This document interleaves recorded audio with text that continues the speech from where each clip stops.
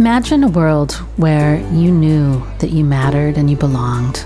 The people cared about you because we were so darn good at listening to one another, no matter how different we are. That is what Sidewalk Talk is doing by putting listeners on sidewalks all over the world so that we can practice the art of connecting. Join me, founder and director Traci as I interview experts on the fine art of human connection and interview some of our volunteers who've been listening on the sidewalk and even some of the folks that we've listened to. And if you want to volunteer, consider joining us at sidewalk-talk.org.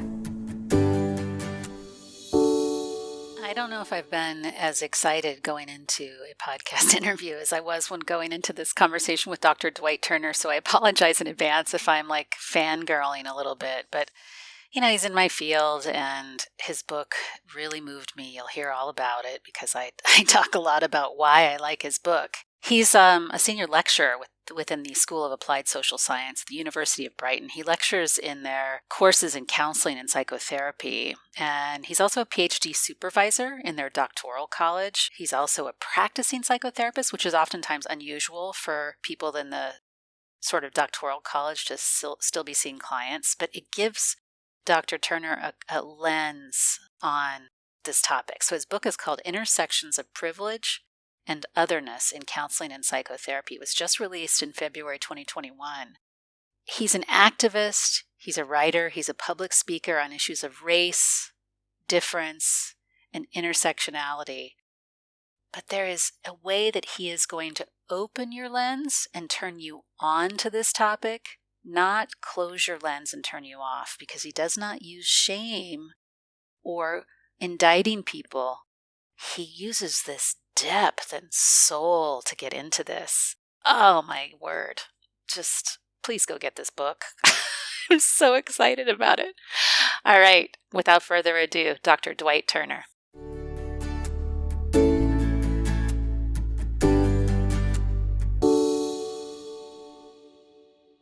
All right, Dr. Dwight Turner, do you know how excited I am to geek out with you? It's an absolute pleasure to meet with you this morning. Brilliant. I'm so excited. So, first of all, you're not just a professor, you're not just a psychologist, you're also seeing clients as well. You're a practicing clinician that actually has psychotherapy clients come into your office. So you kind of do it all. And I imagine that changes your lens when you're writing, when you're working with students. So bring us into your world a little bit and tell us about your work. Sure. Well, I'm fortunate enough to be at a stage of my career where I can split my practice into my work into two slots. So the first part of the week is normally me seeing clients, like you mentioned. So I did all my client work, and then the rest of the week is actually me working with students at the University of Brighton, lecturing on a psychodynamic course in psychotherapy here in the south coast of England. And you're quite right. It's a good shift for me to move from the more clinical understanding of human nature to then actually be able to filter some of that through to working with students and bringing forth the next generation, I'm going to call it that, of clinicians.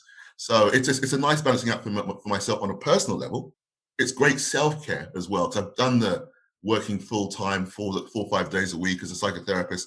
It's fine, but I'm sort of tired of that. And it also gives me the chance to actually write about what I'm left with from working with clients and students from my perspective at the end of the week, for example. Yeah. How long have you been doing it? I qualified in 2004. I qualified out of the Centre for Counselling and Psychotherapy Education, the CCPE, which is based in London. I worked originally for a charity in Southeast London, working with hard-to-reach communities down in Southeast London for a while. Then after their funding was cut, sadly, they moved into private practice and have been in private practice for about 14 years, I think, really, since then. So a good length of time. Cool. So I got to tell you something funny. I remember when I started grad school, I didn't know what psychodynamics was. You were just talking about how you teach psychodynamics. And so I called my faculty advisor and I said, what is psychodynamics? He goes, well, it's kind of like the study of the unconscious and our interactions and Freud. I went, oh man, I think Freud is full of crap. And he said, that's interesting. He said, I'm one of the leading researchers in the United States on Sigmund Freud. I said, well, I feel like a real asshole now. And he goes, and I think it's really funny how much anal retentive language you use. So he had you pegged from straight away, didn't he? Well, so, I mean, this is interesting because we're taught, your book is really about otherness and privilege. And I'm going to be much more upfront in the conversation than just listening today because I'm so geeking out with you. But Freud has turned me off because sometimes when I meet with psychoanalytic therapists, I can feel a power differential that's very off-putting, where I feel like there's this chin scratchy, let me analyze your unconscious and tell you what's wrong with you. And yet I have come the other way. Halfway through my career, I joined a psychoanalytic consultation group because there is so much happening in the unconscious, and your book takes this up. So I'm just curious, why did you write this book?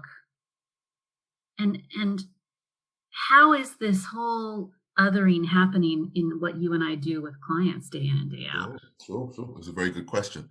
I think it's worth understanding that similar to yourself, I wasn't a big Freud fan when I started out, because I actually trained on an integrative course, which had an integrative transpersonal course, which had a real grounding in the work of Carl Jung, and especially his more sort of working with the unconscious, working with archetypes, working with the creative, and how that is a way of accessing through the body the unconscious internalized experience of whatever it is we've been through in life.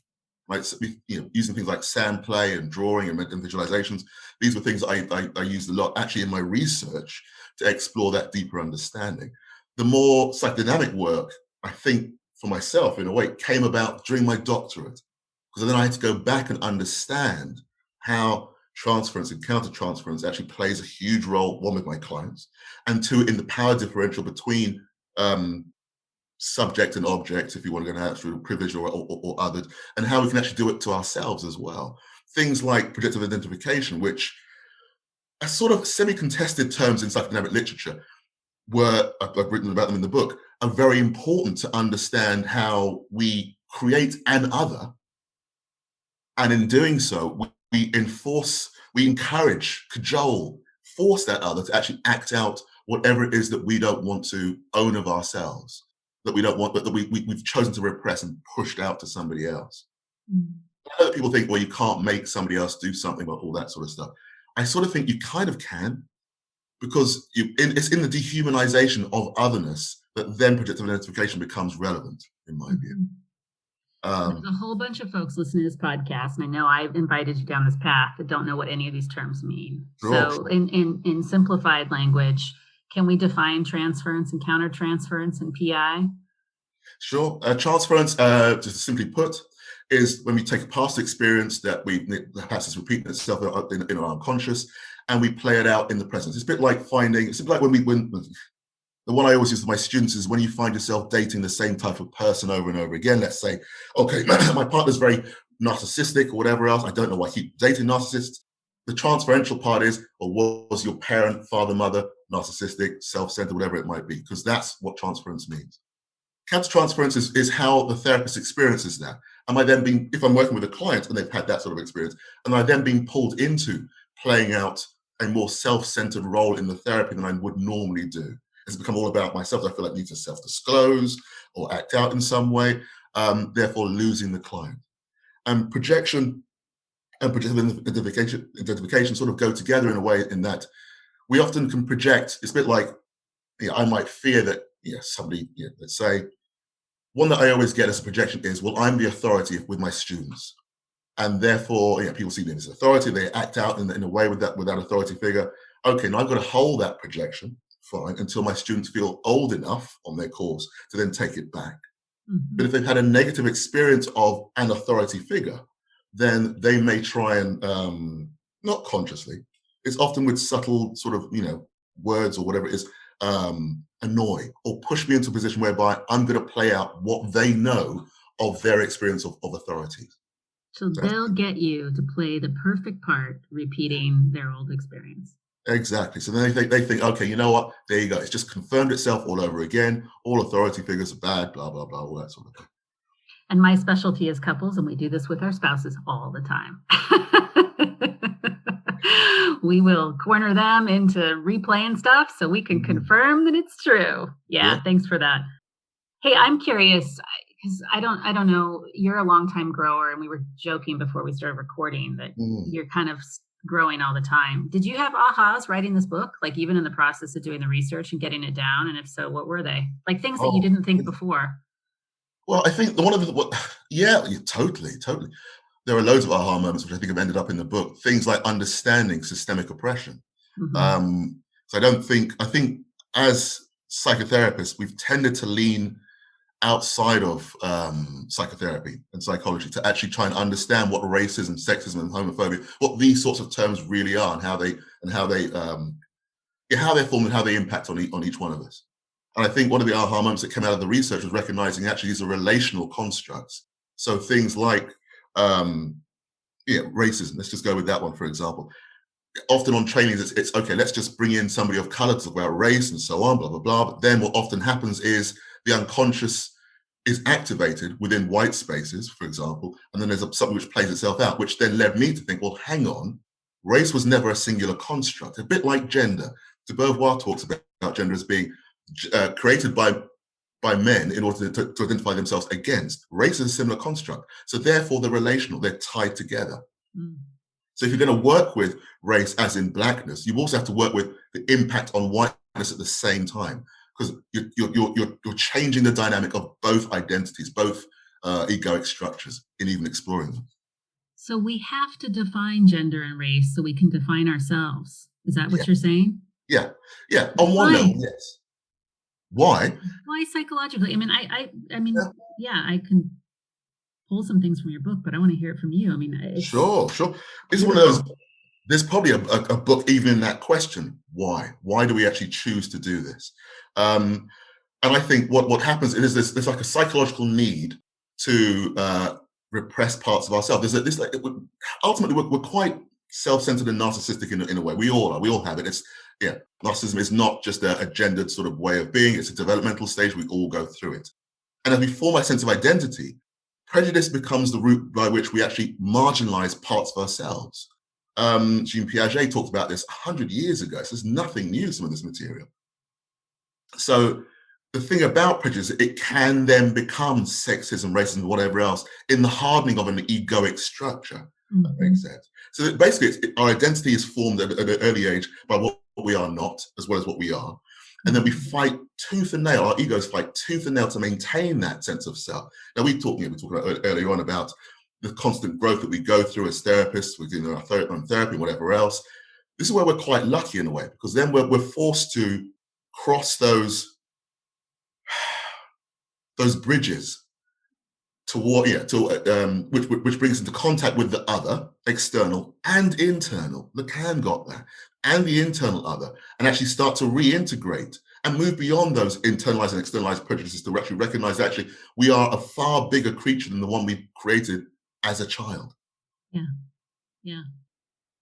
When I was reading your book, I mean, the section that I was really geeking out on was I can't remember I call it the death instinct section, where our fear of dying has us do all kinds of really weird stuff. Sorry, I almost cursed. We won't up our game if I curse, so I have to keep it buttoned up. But it really resonated with me. And I'll tell you, first I'll share a story. I had an experience sitting on the sidewalk where something about this really came out for me. When, in San Francisco, we have a lot of homelessness. And when I was in London a few months ago, we don't have as many homeless folks as we do in San Francisco. Wow. And all I could think about was, okay, there's a reason why we're creating homeless folks. There's a reason psychologically that I need to have somebody disgusting to me, because we know that the brain is disgusted by addicts and homeless folks. There's some interest, brain research that shows that we get a disgust response, so that I don't actually have to know about those parts of me. I have a place to put them. I don't have to know about the disgustingness inside of me, or the things that I would deem disgusting. And this feels very resonant to what you just said, right? Yeah. If we're always needing to do that, though, how do we create justice then? I think It's a very good question. How do we create justice? How do we actually create some sort of equality and so on? These are big topic areas, and it is about them being with the, because it's the protection of Dr. this. Turner, just solve all the world's problems, please, for us right now. Super Dwight, something like that. But I think, well, it's a good question. There is something about, then we come back to the disgust of ourselves. Because whatever it is that we see that we place onto that homeless person on the street, it's not of them, it's of ourselves. I don't know what their story is. I can fantasize about it. I can fantasize that they're an addict or that I don't know, that they've had mental health problems or whatever else. One of the brilliant things about being a therapist is that I'm then charged with or challenged with meeting a whole range of people. I've worked with people who are homeless. I've worked with other minorities. And yes, at times it's been a challenge, a psychological one for myself. But where we're lucky is that with our own therapy and supervision and so on, then we're challenged to actually, again, what is it within myself I don't like in the other person? Or that I perceive that I don't like in the other person that actually probably has nothing to do with them at all. One of the things I used to try and do, I haven't done it so much recently because we haven't been out for months, is if somebody, I remember once walking down the street in London, there was a homeless person playing a song on a flute. And actually, part of me was disgusted because they're a homeless person on the street, but part of me is just mesmerized by the song that they're playing. And actually, I stopped with a former girlfriend at the time. I stopped in the street, went back and asked them what the tune was, and we had a brief chat. In that moment, I learned something else. So I'm able to put aside my disgust and dehumanization of that person in order to engage with the sense of beauty and humanity that was actually just there.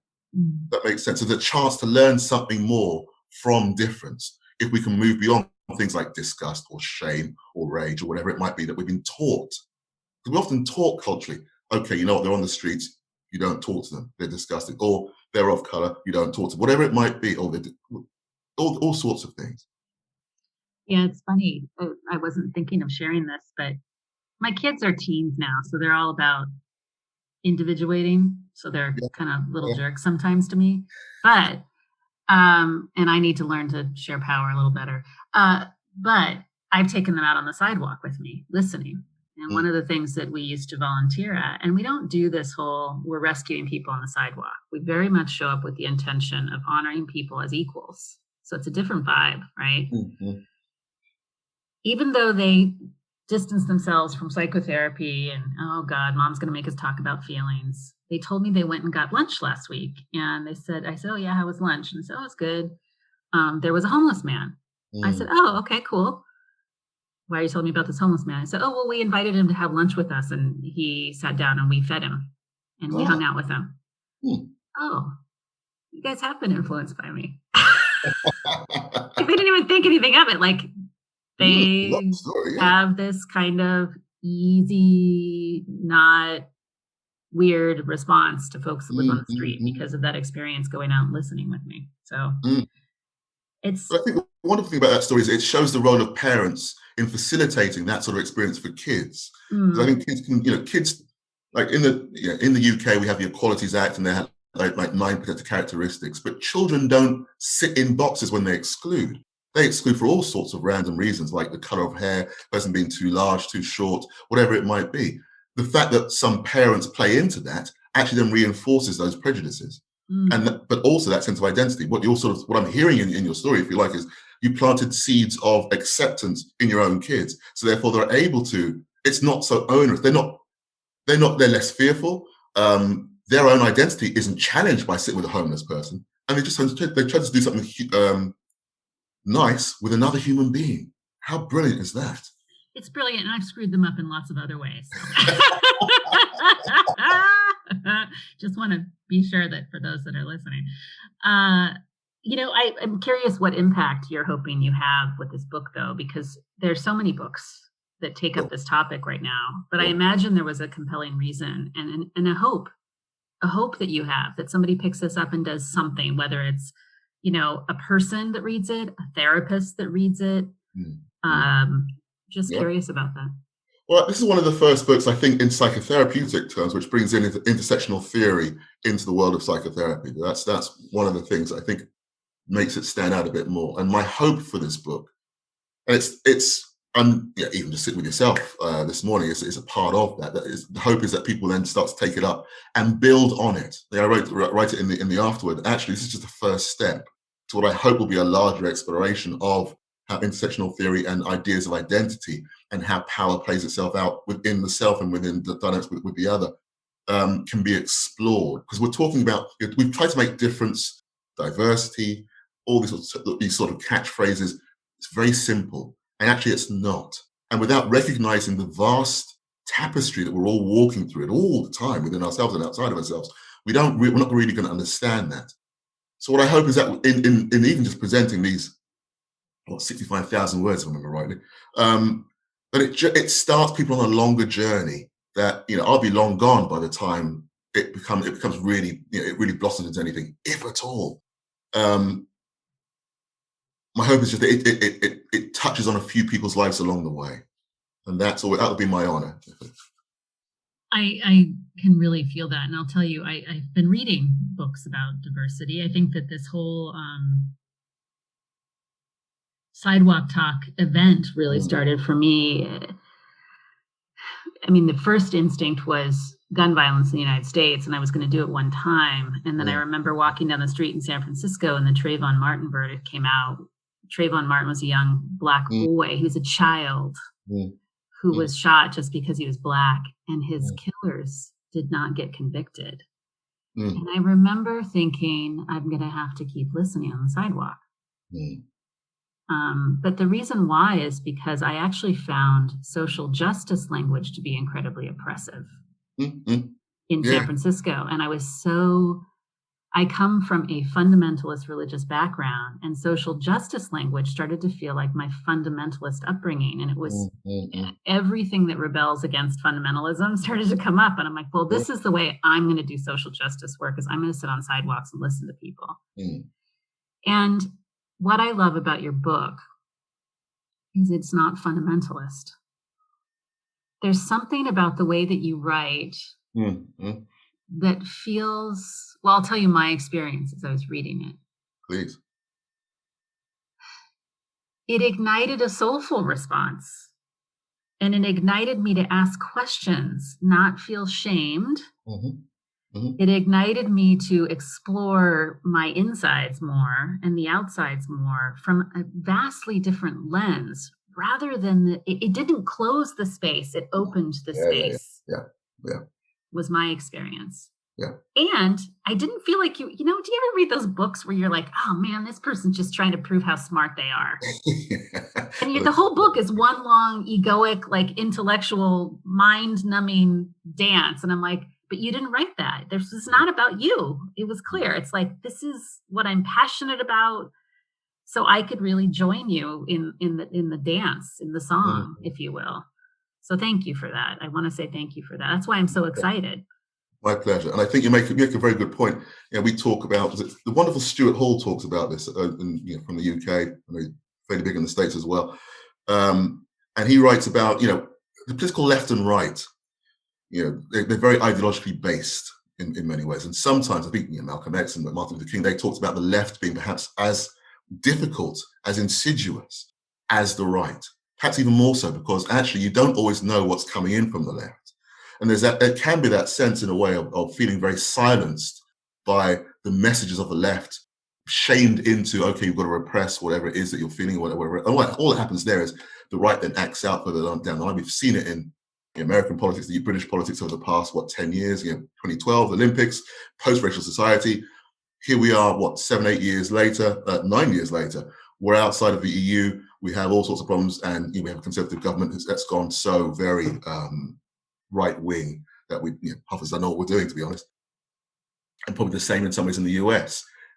I think what I hear in that is what you're saying is a very important point, in that any drive towards understanding difference, otherness, privilege, has to come from a more moral and ethical and soul-like place within oneself. And there are theorists or activists who are very able to do this. I talk about in some of my lectures, Sylvia Pankhurst, the daughter of Emmeline Pankhurst. Now, Emmeline, brilliant woman, did her bit for women's rights and so on. Totally understand where she was coming from. Sylvia, though, went to a different level in a way, because she did a lot of work around workers' rights in the UK. She visited the Soviet Union. I'm not sure what it would have been called the Soviet Union at the time. in the times of Stalin, and tried to help out those dissidents who were over there, many of whom lost their lives subsequently. But my favorite, whenever I tell the story, I always present one picture where she stood next to Haile Selassie, the former emperor of Ethiopia, who was in exile in the UK because she encouraged the British government to bring him in. She used her sense of privilege to actually help those people who she saw as disadvantaged. That for me is an ethical imperative. And often we're so disconnected from that. The home, that story again, the urge to actually ethically see somebody in need and help that person out just for a few minutes is huge. We do it as therapists. We can do it as a culture if we're able to do so. And I've tried to write the book from that deeper ethical standpoint. Some way. Show the pitfalls, of course, but try and show that tension of opposites, that from within, from the space in between, Jung talks about the opposites in many ways, and so does Martin Buber. The idea that if you can hold those opposites, and something creative comes out of the middle, if you're willing to go down that route. Beautiful, man. You gonna do a podcast someday so I can just listen to you all the time? You know what? I have thought about it. I'm not sure I'm going to do this yet. So yeah. Well, if I ever do, when you do, you come and I'll help you set it up. I know all the back end stuff, so I can make it easy for you. Yeah, and there's software besides Zoom now that you can use. It's much better. So I've learned all the mistakes. I'll just teach you what not to do. You know what I mean? Hey, so the other thing I was thinking about when I was reading your book was this idea of, look, if we're all afraid of dying, right? And then we all have to other, because when difference actually makes us think of dying, right? I'm really being reductionistic, right? Yeah, that's all right. And that one of the, I'm sorry, I have to take the notes from your book. You said something, let me be messy here.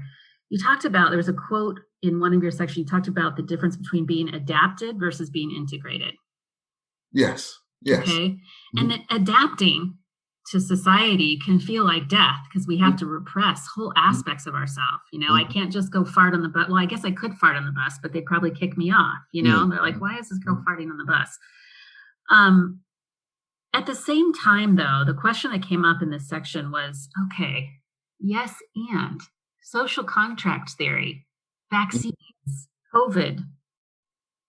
Like, I don't want to adapt. I don't want to get a vaccination. That's not actually my stance. I am going to get vaccinated, but there's a lot of folks that have this, and a lot of therapists in the UK actually standing against it. I've noticed are really anti-vaccine and anti-mask wearing. Some of them. Where do we find this balance between being individuated whole selves, where we get to be authentic, but that it harms living socially, versus living socially and we feel like we're dying because we can't be our authentic selves? Do you get my question, or am I being way too? Totally get your question. So I think there's a stage in between. I've had my vaccine a couple of weeks back, and I'm again a bit like yourself. I don't mind wearing a mask. Being ex-military, you sort of learn how to follow orders to a certain degree, but it's not always the I left. So there's another side to that story as well. I think there's a balancing act between duty to oneself and duty to those around you. And Jung, for all his problems, because he had his own prejudices and so on, he did get one or two things right in my view. The idea that the more individuated you become, the closer the political and therefore the other comes towards you. So your duty of care towards the other starts to move more into focus. That's very different to making egoic sort of pitch of, well, I'm not going to do this because I'm going to ignore all the science and all the stats and just take my own route and say, okay, I'm not wearing a mask, I'm not having a vaccine. If somebody wants to do that, that's fine, that's their choice. But being aware that they're actually putting at risk themselves and others around them, that's also part of that decision. I think the thing about the death, the chapter on death is a difference between making the stance that, we all have to learn to adapt to a new way of being. Those people who perhaps, one way of looking at them is those people who perhaps don't want to do that, who want to hang on to the past. We saw with the Brexit vote, for example, are very wedded to an egoic structure of identity that they just don't want to let go of. identity is not a fixed point. You can't just put a flag in the sand and say, this is who I am. We try to do it all the time, but time goes on. Life changes. Things come up. Fate takes a hand. We're constantly evolving all the time, whether we want to or not. This pandemic, if you like, James Hollis was talking about it on a podcast the other day that I was listening to. He recognized that actually, for many of us, we're going through a real sort of looking at our shadow material during this lockdown. And therefore, we must come out transformed. But like any sort of process of transformation, there are going to be defenses. There are going to be people who actually don't want to go down that route because for whatever reason, they're going to deny that they have to wear a mask. They're going to deny that this thing even exists, even with millions around the world having died and so on. They just don't want to see it. Mm-hmm. That's their choice. And that's fine. I think the fallout from some of this will become apparent in the next 5 years once we've exited some of this. I think then we'll see what's left of the world that we used to have. So let me restate to make sure I got what you said correctly. Sure. So what I hear you saying is that, kind of rooted in some of Jung's ideas, that the more whole that we become, the less we have to project onto other people and make them bad. And the less we have to project onto other people, the more willing we are to care about other people. Yeah, because they're human beings. The projection is a form of dehumanization, ultimately. As therapists, we accept the projection, knowing that we can maintain our human sense of self beyond the therapy, beyond the therapeutic relationship. But when we project onto others, we dehumanize and make them less than in many different ways. And then we can't care about them. Then we can't pass policies that care about people. Yeah. Because the more, so I want to make sure that for those that are listening, I think what you're saying is our inner work at embracing all the parts of ourselves allows us to care more about humanity. Totally. Our inner work to embrace all the parts of ourselves, the good ones. I'm just getting ready to start a shadow workshop on myself for my growth. Because it'll help, and that work. And this is why I think, when people say, oh, psychotherapy is good for the world, this is that state, this is that moment where it is. The more that you embrace about yourself, the more likely you are to care about other people. Okay, but now this thought just popped in my head, so now I want to riff with it. But what about that whole pretending to care about other people? The savior complex, that I don't actually have to know about parts of myself. It looks like I'm caring about other people, but I'm still just doing the same old stuff. Oh, we've seen all those pictures and people who travel off, students traveling off to disadvantaged countries to go and help out and build a hut somewhere and feel good about themselves and come home and people are like, well, what's all that about? They just stayed a couple of weeks. We don't know anything more about that. Yeah. It's not about individuation. That's about, this is where narcissism and the idea of, I love the story of Icarus. The idea that actually there's that sense of trying to fly too close to the sun. And I think this is where that denial of death comes in. It gives somebody a real sense of life, of power, of supremacy. That's the next book, probably. The idea that actually then I get to lord it over whoever it is by having served my country, served these people who need me. If I use a very sort of popular example, perhaps a bit reductionist, the number of hero films and movies that we all tend to watch all the time is a perfect example of that. It's normally white men who've come out to save the world from the latest great threat and whatever else, and the damsel in distress screams alongside and the person of color dies partway through, all those sorts of things. The hero complex is very much embedded in our culture. Now, don't get me wrong, I love an Avengers movie like anybody else. I love them to bits. I will read the story, but the ones that I'm most drawn to are the stories whereby those characters go through hell, first of all, and then come out the other end with a slightly more humble way of seeing the world. That they really are transformed. Exactly. But that's got to come from within. And the only other thing I would add about death as well is in those, in the other, it's the other side. It's about being the other and having to hold the projections. In order to hold them, we also have to kill off parts of ourselves. And I talk about that a fair amount in the book. We experience another type of death in that. We can't be authentically ourselves. And that sort of comes back to your earlier statement about adaptation. It's Paulo Freire. I always get his cannot pronounce his name, I must apologize for that, who writes about the adapted self as being something, possibly like a form of dehumanization. And he's right. We kill off our humanity to accept some of this when it's unexpected. Oh, when it's unexpected. Yeah. When it's or when it's forced upon us. That's the protective identification. We're not at choice with it. Yeah. Yeah. It's like when kids are bullied at school and then the kid folds it in on themselves. Yeah. There's a death of a sense of self that goes with that. And often it's a way of trying to survive the brutal everyday environments that they're walking through. Yeah. And some types of schooling, boarding schools, yes, I'm going to call them out straight away. That's, it's built into the system. That hot housing whereby you have to adapt to a way of being which is prescribed, but any sort of true authenticity gets lost in the annals of the maze of the unconscious somewhere. Yeah. I can talk to you. I'm going to ask you one more question and then we'll wrap up. Sure. Okay. I might be a little soapboxy on this one. Go for it. Oh. I'm a white woman. Mm-hmm. You're a Black man. We have all these intersectional touch points between us. Mm-hmm. Okay. There's one piece that's always made me struggle as a therapist, which is how much we blame mothers for everything that's wrong with society. Because she didn't attune to that infant. So somehow, I get that we blame fathers too. Yeah. But what your book made me wonder about was, is it possible that psychotherapy participates in upholding sometimes this oppressive othering?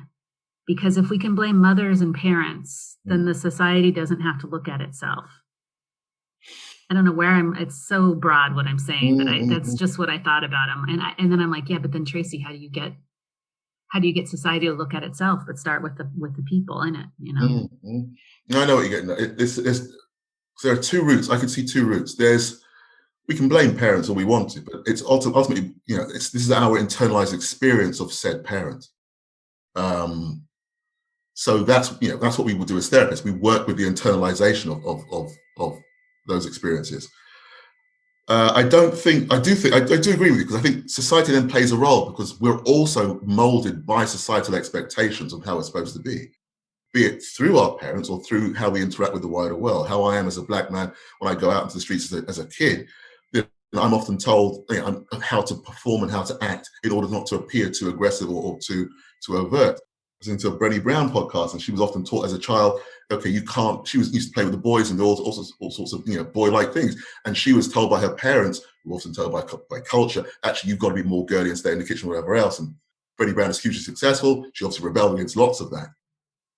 We can't divorce culture from family, is my view, and it always comes into the room. This is things like if I'm working with disadvantaged communities, then the political is there anyway, and that's come in from the culture. So if somebody can't afford to pay for a full fee-paying therapist because they're on benefits or whatever else, then that work material is there for me to work with.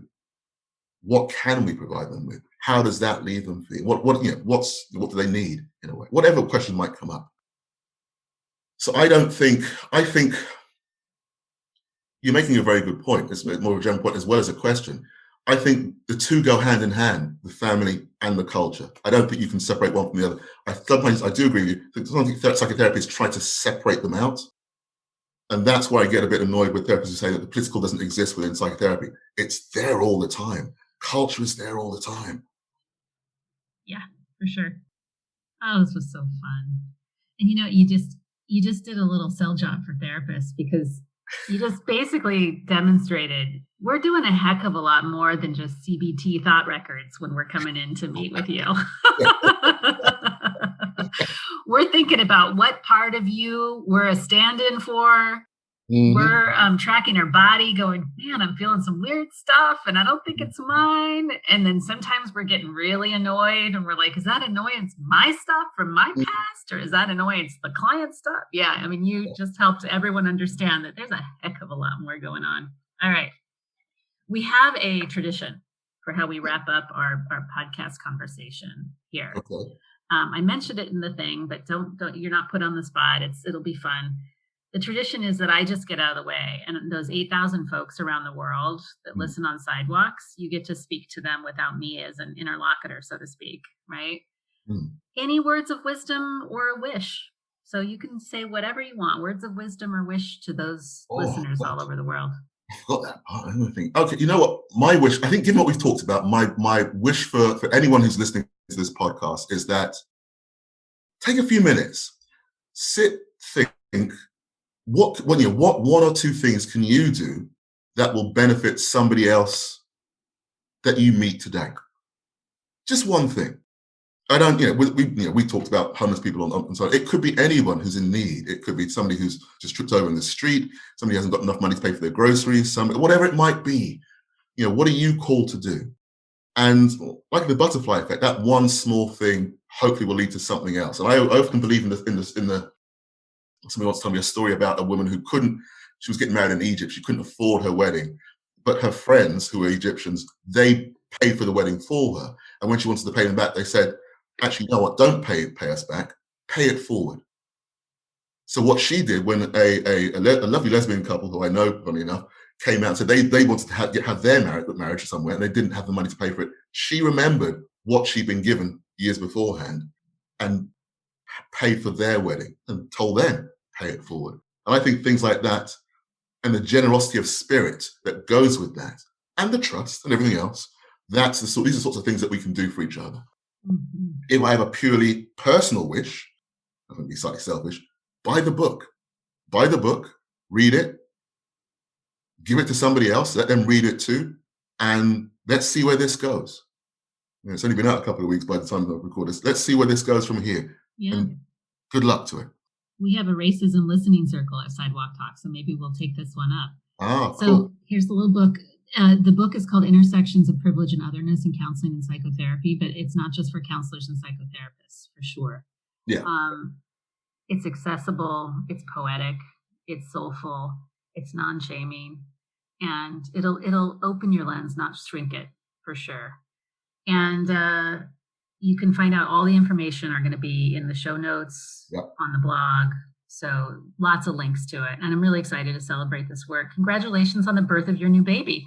Thank you very much. Yes, it's a big deal. All right. Thanks for being here, Dr. Turner.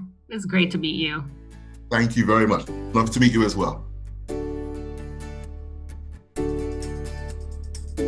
Thank you for being here and listening to this episode of the Sidewalk Talk podcast. If you like what you heard, tell your friends, tell your family, like and comment on the podcast publisher that you're listening from, and subscribe. This will help us get the word out about changing our culture to one of connection.